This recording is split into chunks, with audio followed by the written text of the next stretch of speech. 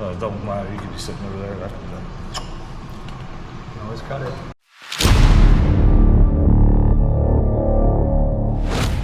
All right, so let everybody know we're down here at Clockworks. I have been very appreciative. We have Shelton today. If you don't know who he is, well, you're about to know who he is. So, Shelton, why don't you take a second, just introduce yourself to everybody. A lot of you know me. I work for Clockworks. My name is Shelton, and I think you just witnessed. I don't know what I do here, but I do a little bit of everything. So I was going to say, since I've been here, you've done a lot of different stay things. busy. Yeah. Also, if you message on Instagram, Facebook, I'm usually the one replying.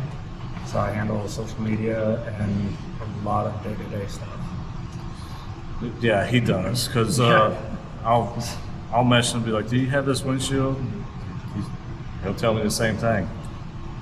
We're working on it. Yeah. Which, for all of you that don't know, we did release a new 24 Street Glide and the 10-inch Road Glide windshield at Sturgis. And that kept us busy. Yeah, because everybody's been waiting on it. Yeah. But before we get too far in, since you won't bring that up, I have a lot of viewers that have been sending me a message to make sure I ask this. The little wing fairings, they're The on wedge or... no, on the Road Glides. You know how it has the little wings? Oh, yeah. Yeah. Yes or no? We've talked about it. Other than that, I have no more information. So there you go. Because you guys want color, we hear you. It's a possibility that those are coming. Nothing set in stone. As far as the little engine ones, though, Yeah, throw those things away. I don't run them anyways. Exactly. Two biggest requests: the fairing deflectors and then Yeah. the engine ones. No, most of it, they're all wanting the fairing deflectors up there on the front, which I don't run them, so because I don't either. I think it looks a lot better. Yeah. But so you introduce yourself. Everybody knows you as Clockwork. So let's get to know who Shelton is. If you're not doing a motorcycle, what's your next favorite thing to do? So I'm working constantly. People ask me what I do for fun, and I have no idea how to answer that because I don't. I just work.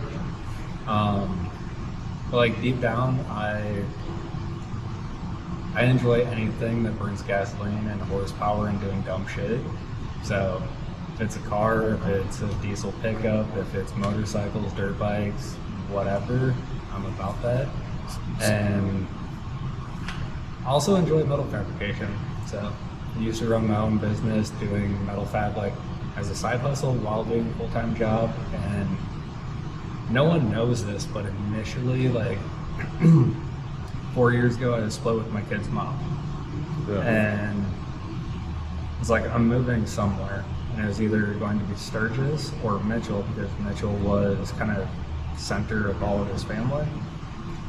And I was trying to buy a place in Mitchell. I've been on the market for a while to jump into my business full time. And as I was waiting to hear back on a small business loan to cover the down payment, it sold. I was like, that's a sign. And I was actually driving to Sioux Falls, which is an hour east of here, for my grandpa's funeral. And as I was driving towards Mitchell, something was telling me, it's like, stop at Clockworks and talk to Brock. Mind you, I've only ever talked to him one time before that, and that was like 2 years prior. And the closer I got, like the stronger that feeling was. So I stopped in, and magically he was here. The guy's never around, and the fact that he was here was, there's something there. And I asked him, was like, do you know of any shops for rent or sale for a reasonable price that I could buy? And he asked what was going on, so I explained the whole situation and stuff, and exchanged phone numbers, and I left to go to a funeral. Next, like that Monday, because I think that was a Friday, that Monday he texted me, he's like, what's a good email for you? Like, I have some stuff I want to run by you. So I sent it to him, and I got nothing. Next day, he's like, hey, fill out a resume and send it to this email address. I was like, okay. So I did that and waited like a week, didn't hear anything back. And I texted him and he called back and was like, hey, we want to offer you a position here. Mind you, I grew up watching Monster Garage and Biker Build Off. And when I saw Clockworks on Biker Build Off, when I was like fucking 9-10 years old, Yeah. I was like, it'd be cool as shit to work there someday. So when presented opportunities, like, there's no way I can say no to this. So See, I think that's where a lot of people don't understand how Clockworks really, what they did. Everybody knows them as the windshield people, yeah. but not what Clockworks really is and how it really started. Clockworks started with, we'll go back to way beginning. There's a purple FXR sitting down there Right. named Iris. It's a 91 FXR that started as an RP that Brian bought from J&L Harley Davidson, brand new. Brought it home, stripped it down to a bare frame. His dad chewed his ass for fucking up a brand new motorcycle. Loaded that frame up in the trunk of his mom's Monte Carlo and drove it to the cities. And Donnie Smith and Rob Roll raked that frame for him. Did a couple other things that they were working on for a couple other people, and he built that bike with all the coolest parts at that time. Finished that bike, rode it to Daytona from South Dakota. Right. Put in shows down there and stuff, and like they announced all the winners and stuff, and his name's not called. And he walks up after and he's like, are you sure? Like, what do I need to do so I can win? And they're like, we're so sorry. We forgot to call your name. And I think it was Arlen next. He's like, asked where he's from and stuff. And he's like, South Dakota. And he's like, that must have been a cold ride. He's like, you bet your ass it was. Because he rode through 30-degree weather leaving South Dakota to go to Daytona. And that bike is what started Clockworks. Brian sold that bike to do the next build and all that stuff and keep the business going, and tried buying it back multiple times throughout the years. Last year on Vanessa's birthday, so his wife's birthday, she's like, we're gonna go look at a motorcycle. And they jump in the vehicle, go to a house, they open the garage door, and it's that bike. And the only thing that has changed since he sold it is it's missing a couple of caps, and he didn't have a speedo on. And we still haven't washed it, but the flood kind of did. Yeah. So after that, Clockworks was building choppers and stuff, and then all of his dad's friends had beggars and stuff. So they had money, so they started doing some beggar stuff, which somewhere around that area is when the whole biker build-off thing happened. Discovery Channel came in, and Brian's like, I want to build a beggar. Mind you, biker build-off was hardcore choppers, right? Right. Yep. And everyone's like, you're gonna lose if you do that. And everyone finally came to agreements like, fuck it, we're doing it. And they ended up winning biker build-off with a bagger, which also went to Bonneville and set land speed records. So That's my dream. My dream is just to be able to go to Bonneville with something I built and just run it. yep. I just want to go to Bonneville. All right, let's go. I'm in. We're going to Bonneville. Who wants to join us? Yes. I'm fortunate that you told the backstory, because I think with all the new flashy stuff, people lose sight of the heritage of the people that built this industry. Okay. You're not just a windshield company. We're a motorcycle company that loves anything with two wheels, and a lot of the time we love stuff with four wheels. Which is, this is my first time actually here at the shop. Yep. The just amazement of the history that's in this building. Yeah. That's why I told you to come an hour early so you can just kind of take it all in. Yeah, I was like, wow. And then met some people. I'm just amazed. Yeah. I'm already having fun. That's why we're here. So, you like to do anything, 2 wheels, horsepower, basically danger, Adrenaline junkie. adrenaline junkie. Yeah. Kind of a dumbass. And you kind of sound like me. You're always working on something. Yeah. That's where a lot of people don't get it. Motorcycles is my life. Yeah. Whether I'm working or I'm off work, I'm always around motorcycles, something motorcycle related. Yeah. And I really don't take it as working anymore. It's just life. Well, that's the thing. Like, everyone gives me shit because I'll get back from an event and they're like, you need to take a day off. I'm like, fuck that. Yeah. I was like, I don't want to. Like, it's what people don't understand is like, I love this. Like, I dreamt of having this life as a kid, and what I do fulfills me. So I don't get that like burnt out feeling or like that tired feeling of I need a break because I enjoy what I do. So, do you ever just sit back and just be amazed that you have the opportunity to be where you're at doing this? Yeah. And like looking back and like looking at the stepping stones of like the course of life and like how I went from here to here. I just had this conversation with someone yesterday. It's like the path I took here, there's a lot of detours, and the fact I ended up on the road I wanted to be on surprises me, and I still don't know how it happened, but thankful it did. I mean, I feel you. I'm the same way. I'm just a guy from West Virginia, hillbilly, that, you know, I met you. I get to go to rallies. I get to do stuff with people I've watched on TV, Yeah. and they're just super nice, super laid back.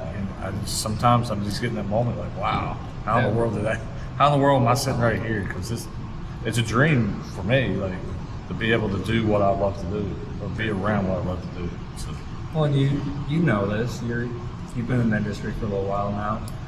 The industry is a very small family, yes, it is. and you have people that come in that try just bashing everyone, talking shit. They don't stick around very long. You have people that come in and they ask questions, they want to learn, and everyone is quick to just help. Like, that's what the motorcycle industry is about, is coming together and helping one another instead of trying to divide it. And be genuine.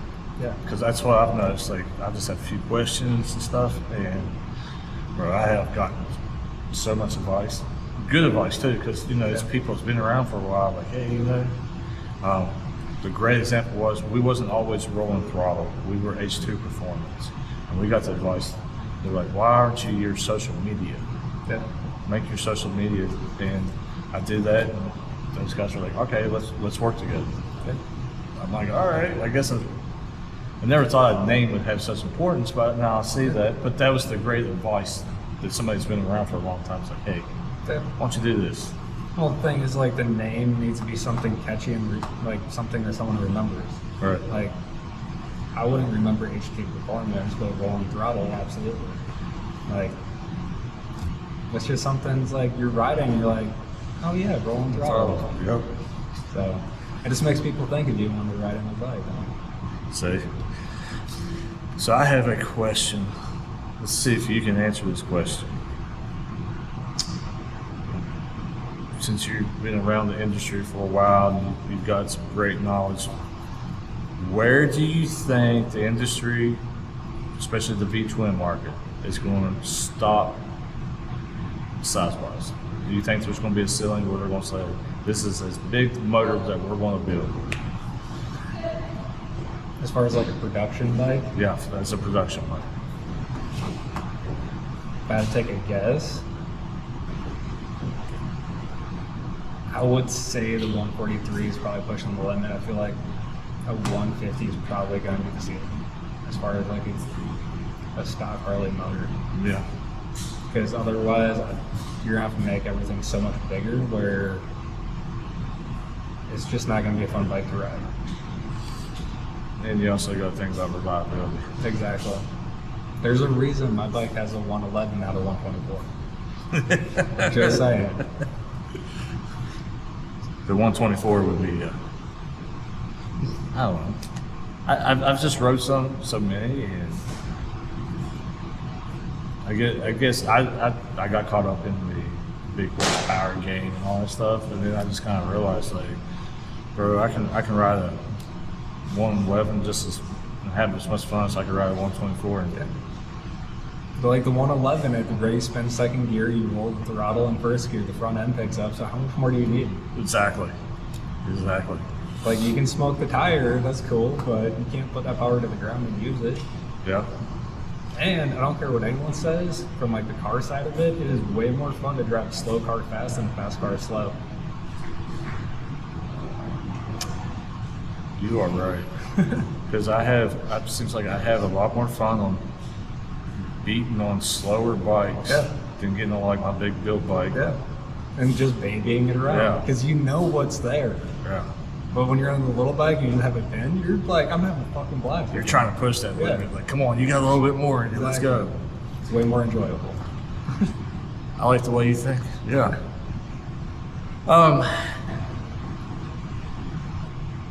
Tell me what's the funniest customer that you ever had, Funniest customer? or the funniest situation with a customer you've ever had? Wow. That's putting me on the spot. Yeah. It's a lot of customers. I know. Or what? Okay. Or you've witnessed, not specifically you've dealt with, but you were there and witnessed. What's the funniest situation?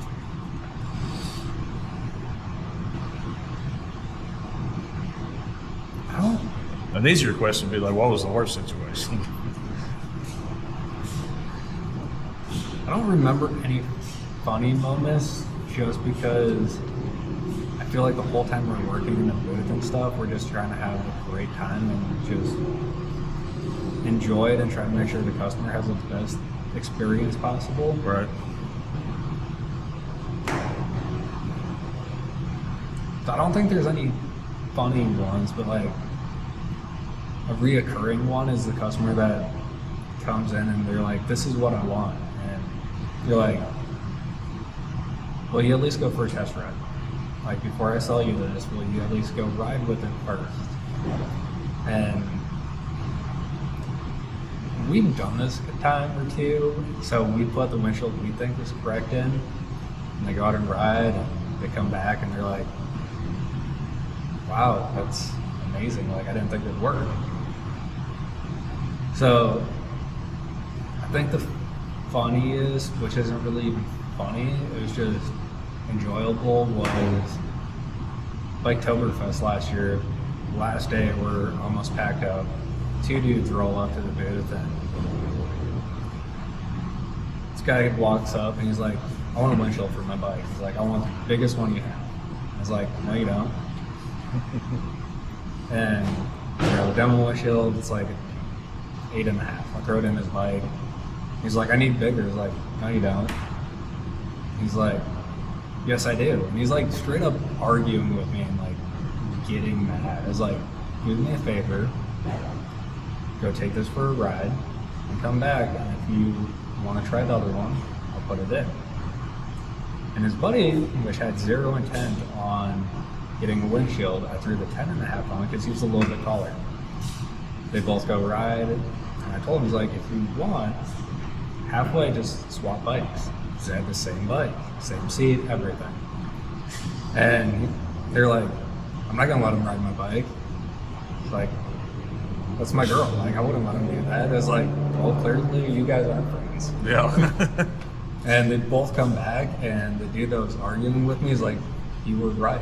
I was like, thanks, it's not my first time. Yeah.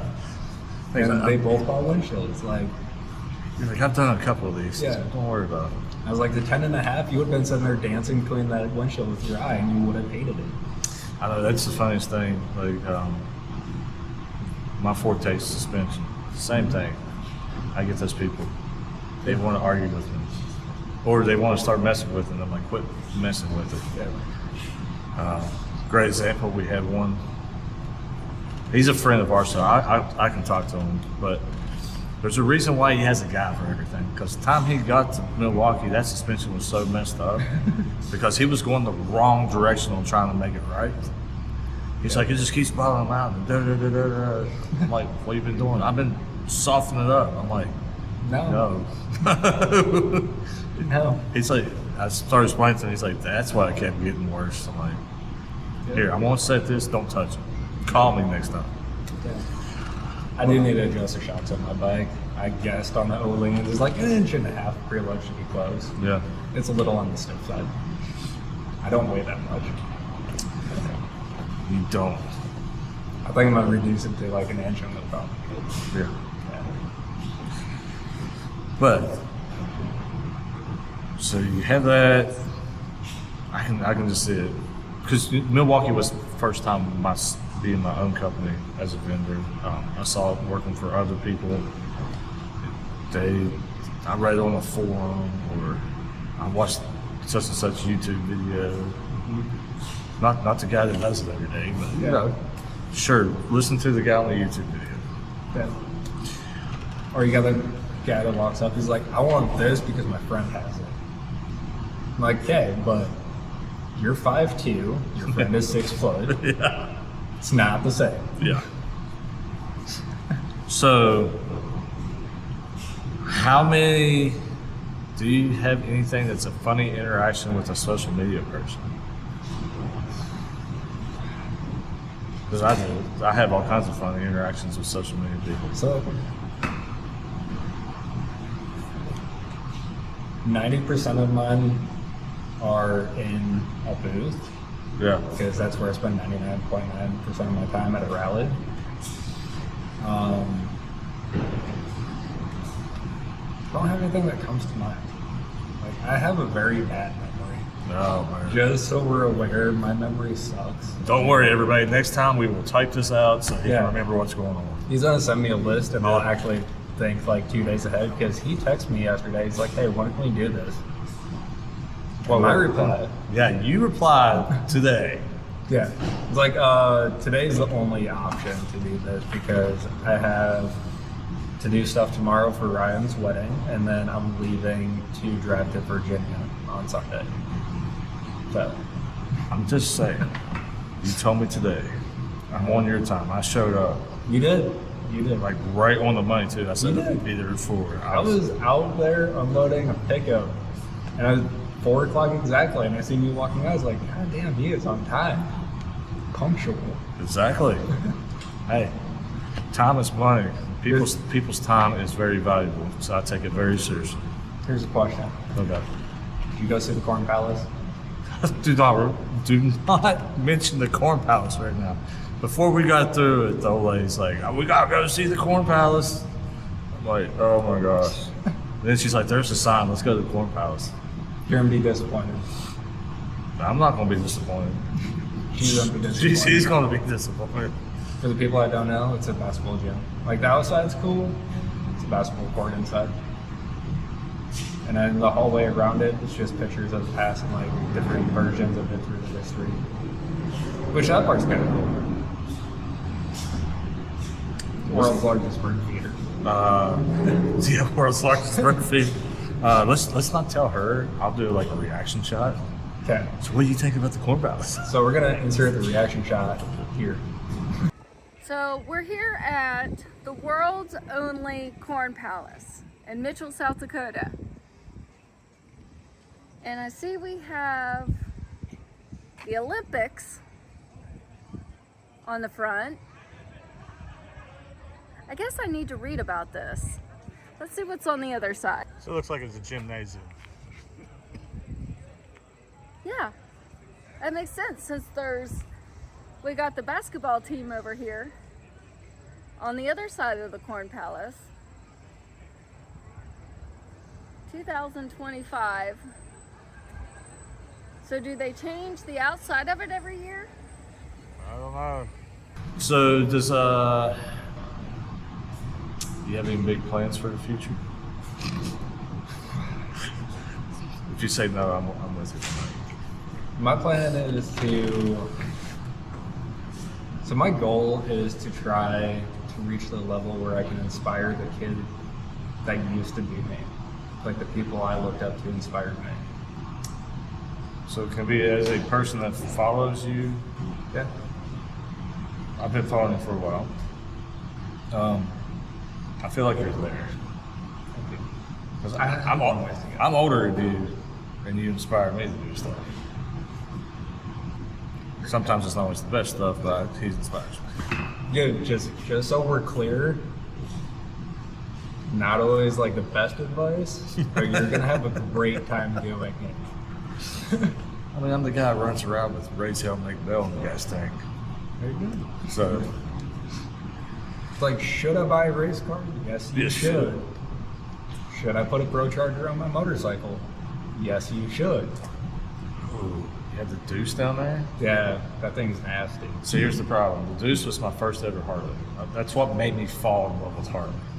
And then I walk in here, there's a beautiful Deuce, beautiful paint job, and then I see a Pro Charger on it. I'm just, It's stupid, no, it's not. but you smile when you come and ride it. I have never seen anybody not smile with more horsepower. Exactly. Just like my bike, it's obnoxious, and I love it. The fact that you roll the throttle, tire comes up, you get on it in second, third gear, you spin the tire. It is dumb as shit. Like, it is almost scary to ride, and I love it. That's the problem with the one road quad that I call Blue Spade. Like, people underestimate because it looks like a bass boat, and I have smacked so many people with it. But the other problem is my son. He rides on the back with me. Yeah, he gets the shit talking at the stoplights. Like, you got turbo on that thing? Because you're gonna need it. Sounds like something that kid would do. Yeah. So, but yeah, everybody underestimates the bass boat, and Doug's the one that named it the freaking bass boat. I told him next time I rebuild, I'm gonna put like Heaven Rouge. I'm gonna go in there and make. We're talking about like Doug, like Doug, like the one-legged wonder. Yeah, I'm talking about you. 1 foot Doug. Yeah. 1 foot in it. 1 foot in the grave. But yeah, he sends me like Andy Griffith fishing pole stuff. I'll start sending you gifs now of people like fly fishing or some shit. Yeah.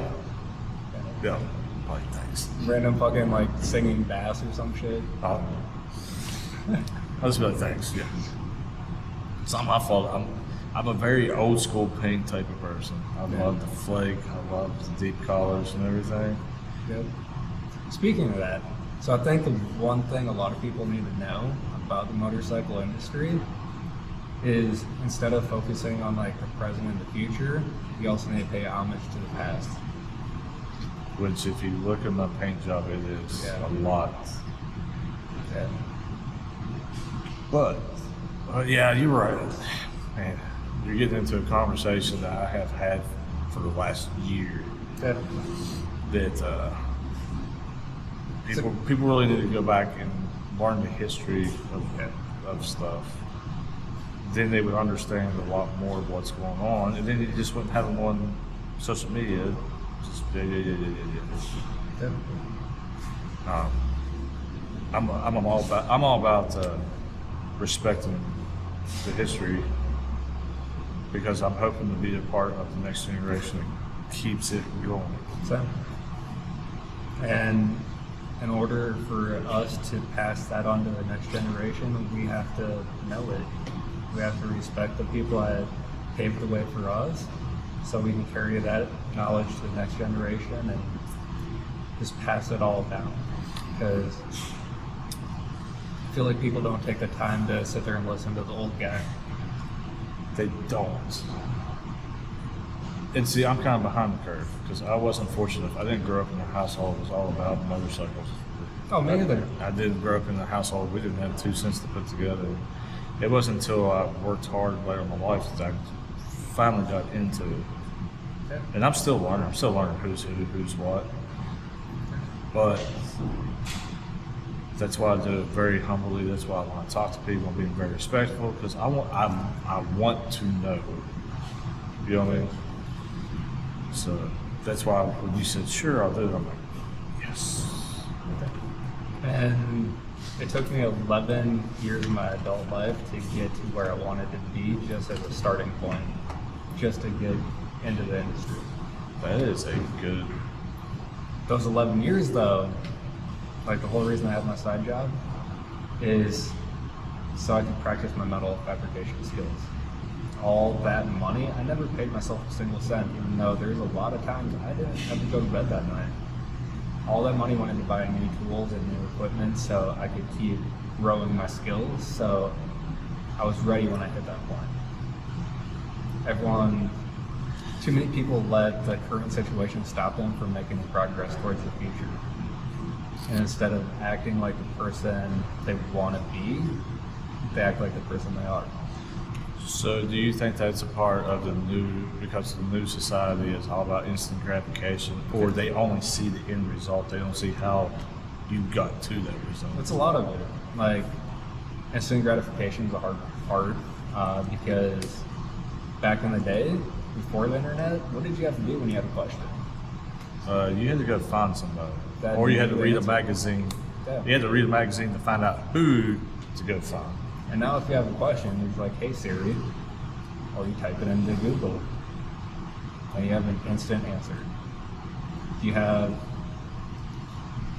infinite knowledge at your fingertips. So, But with that being said, they think if I do the work today, I'm going to see the result today or tomorrow. And in reality, the work you're doing today, you'll see in 5 years, if you're lucky, if you're lucky. because we've been doing this a year and a half, and we're just now to this point. Yeah. But you got to do the grind every day. Oh yeah. Everyone looks at like these big podcasts and like, well, my podcast didn't do that, but they don't know the fact that that person's podcast they were doing for 5 years every week, getting 300 listens a month If they're lucky. if they're lucky, right? Yep. But they kept doing it, and finally it took off because repetition, right? Like the more you do it, the better you get. It's just like YouTube people that make videos. The first 100 fucking suck. By the 101, that video is awesome because you've already done it 100 times. Bro, it took me like 300 to get there. Yeah. Honestly, the best video I've ever done was a few videos ago. It was our little event in Auburn the Mountains. We all went and rode. That's 5 years Yeah. of learning how to edit, and it finally came together. Yeah. I mean, if you go watch the beginning stuff, it looks like a bad Blair Witch Project. Like, it's horrible. I was just trying to watch a movie on Amazon Prime the other night, and I made like 10 minutes, but like, yeah, I can't do this. Like, why is this so shaky? Yeah. And the sad part is, our beginning was the best trips Yep. that would have made like excellent videos if we knew what we were doing. Do you ever like sit back and look at content or like videos and be like, I should really redo this? Like knowing what you have now, do you ever think about going back and taking the content from like the first stuff and just redoing it? I have thought about that, but I don't want to do that. I want to go do the trips again Exactly. because I want to go. You can't, I first edit the video, I'm still in that I just experienced it phase. Yeah. So I still have that emotion and know how to try to put that emotion through a video. Yep. But at the same time, I've learned how to kind of plan. Not playing shots. Like when we're riding, I'm like, oh, that's an awesome shot. Let's stop and get that shot. I know I'm more experienced with the camera. I'm more experienced of how to make it work Yep. as we're experiencing the journey. Well, the thing is, like, as you do it more, like, in your mind, as you're doing it mentally, you're like, I know I need this shot and this shot. So you already know, like, your 2 shots that you're going for, and then the rest is B-roll. And having a cool camera like that, where you don't have to worry about actually getting the shot, but you get the shot, huge shout out to Insta360. Yeah. It's game changing. Dude, this thing is crazy. Is that an X4 or X6? It's X4. Yeah, that's As in, amazing. as in now, I can put with my Cardo And then on top of that, I can run the DMC mesh stuff into that, so that we don't even have to have the same stuff, and everybody goes into the camera. That is awesome. That is awesome. I haven't actually messed with mine, so I got mine the first time I put on the bike. It slipped. No. Okay. As someone was doing burnouts and stuff and drug it across the ground. 5 minutes before that, I said it'd be fine. And then it took me like a month to get it back from Insta 360. And a lot of emails. And after like 3 weeks of emails, you're like, hey, you have the Flexi K, or do you want to use that? I'm like, why didn't we lead with that? Yeah. This takes like 20 cameras in one. Yeah. That was the other thing when I first started. I was like, man, I gotta have this camera and that camera, have 10 cameras around and do everything. And I'm like, just put that up there and use my cell phone. I use my cell phone for a lot of stuff because that camera works great. Yeah. And it's convenient. Yeah. Like, I use my phone for everything that we were doing here until I got the DJI Pocket 3, which is like my main camera. Yeah. But still 90% of the time it's my phone. And I have an X4 that I use occasionally. Oh, I love this X4. Yeah. I mean, it's expensive, but like I said, it's like 20 cameras in one. 100% worth every Yeah. day. And then I have the big long pole for when I put it on the bike. Yeah. My son, we went out and did the wildlife loop. Dude, that thing went up to where it looked like I had the drone out following us. Like, Yeah. it was way out there, like, because I do have a drone. Well, I'm on my 5th drone because I keep crashing them. Yeah, I can't fly a drone either, so. Like, dude, it looks great until. My kid wanted a drone, so I bought him like a cheap one. It's like, if you can learn how to fly this, I'll buy you a good one. And if you're serious about this, like, I will buy you $1,000 drone. Right. Because if you get good at it, you can make a lot of money just recording shit Yeah. for people with a drone. Yep. I was like, and if you're fucking 16 doing that, like, I will 100% support that. Yeah. All right, so I don't want to take up too much of your time because you got all kinds of stuff going on. Before we get out of here, what's one piece of advice you think everybody should know that's either getting in the industry or is new to the industry? One piece of advice for someone new to the industry: Yeah. take the time to listen to old people and realize that the industry is way smaller than you think it is, and we're about community and family. And people that talk shit and stuff, they don't last long. So that's my advice: be good to people and take the time to learn the history. I'm with you. My advice to people is always be humble. Okay? So I appreciate you coming on. I appreciate you doing this. I appreciate you coming and doing it. And for all you guys, if you guys have any more questions or anything, drop them in the comment. I will make sure this guy gets them. And you want to drop all your social medias in case nobody follows you, which I doubts that. Dude, now that many people follow me, I'm not that interesting. It's just my first and last name, so it's Shelton Innerwald as one word. Which I'll So, drop right now. He'll put it in. So I don't do anything crazy, but I did post some stuff about my bike, so people are freaking out about that currently. Well, it's a badass bike. But I'm not allowed to say anything, so. He's not allowed to say anything. Yeah. No, I'm really happy with it, how it turned out. Like, Dude, I would be proud of that bike. the amount of hours that are in the frame alone, just smoothing it and making sure it's dialed, the amount of details absolutely no one will ever know. And the whole idea behind that bike was to bring together all the friends industry, all the people I support and stuff, and have all of their parts on my bike so I can just support all the people that I want to support and the people I support us. So, Dang, man. Don't worry. My suspension's not on. I'm joking. I'm just playing with it. he didn't say anything. Well. Alright. I can't. Like, I'm just the next bike, I'm just the picking next on bike it. is going to be even crazier. I can't say shit about it, but that is my 92 RP, which is my birth year bike, and that one's gonna be retarded.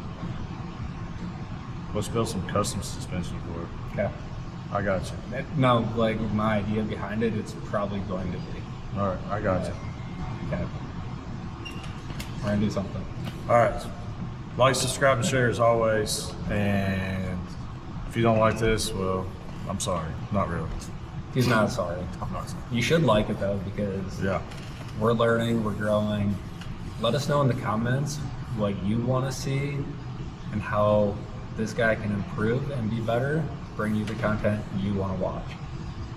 Oh, that's easy. I get that comment all the time. Quit talking like a hillbilly. Dude, okay, so for anyone that's watching, Haley Welsh went from fucking no one to 2.3 million fucking followers overnight because she talks like a hillbilly and she said spit on that thing. So keep talking like a hillbilly and just do something fucking funny. Okay, because it'll change your life overnight. Oh, man. That is the one example of an overnight success that is actually an overnight success. Did you see her latest one, advice? Oh yeah, just because it's good for the whole don't mean it's good for the soul. I'm like, oh, this girl's just going to keep them coming. Exactly, like dude, that was solid advice. Yeah. Dang. All right, well, we'll see you guys later.